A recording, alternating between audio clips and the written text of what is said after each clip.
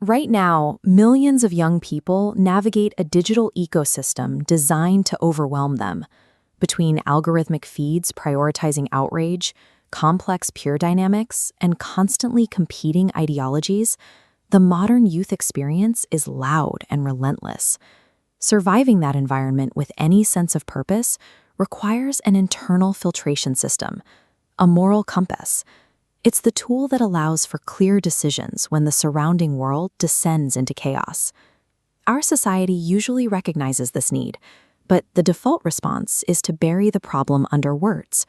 We assign textbooks on ethics, write long-form speeches about responsibility, and deliver lectures on behavior. Treating morality as a history lesson to be memorized, rather than a survival tool, leaves an entire generation wholly unequipped for the realities they face. In our current world, words are the cheapest commodity available. Constant digital saturation has stripped them of their weight and their impact. Anyone can stand behind a podium and claim to value honesty or responsibility. To a teenager, these abstract concepts remain hollow until they see tangible proof of them in action.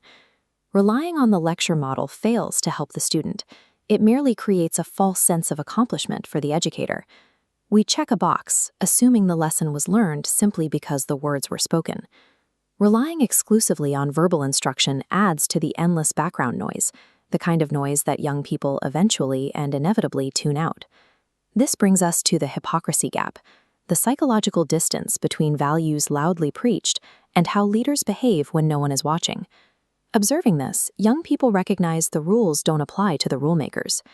Ultimately, hypocrisy transforms moral lessons into deep cynicism. Avoiding this requires total alignment. When a stated belief and the resulting behavior are one and the same, the gap closes entirely. The hypocrisy gap actively sabotages a young person's willingness to ever adopt moral values from the adults in their lives. Think about the people who truly influenced you. They likely weren't the ones who lectured you. They were the ones living their principles. A parent practicing patience teaches self-control over any speech. A teacher admitting a mistake demonstrates humility beyond any textbook. These examples work because they move values out of the abstract. They prove to young observers that integrity and compassion are practical and achievable. Behavioral science calls this a ripple effect. When observable behavior happens in real time, it transfers from the mentor, activating those same behaviors in the students around them. Observable, exemplary living provides the single most tested framework for successfully transferring character and values to the next generation. For adults and leaders, the pivot requires a rigorous audit of personal behavior rather than the introduction of a new curriculum. We must serve as the living compass rather than pointing toward a theoretical one. This requires real-world demonstrations of compassion and integrity in our daily interactions, rather than reliance on historical anecdotes about the virtues of others. Guiding youth with purpose means accepting that our daily actions are constantly being monitored, weighed, and evaluated by the generation watching us. Society faces a choice. We can continue producing a generation of cynics through empty words, or inspire them to adopt these values by demonstrating their worth in action.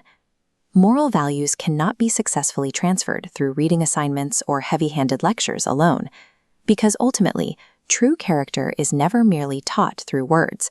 It is caught through the power of our example.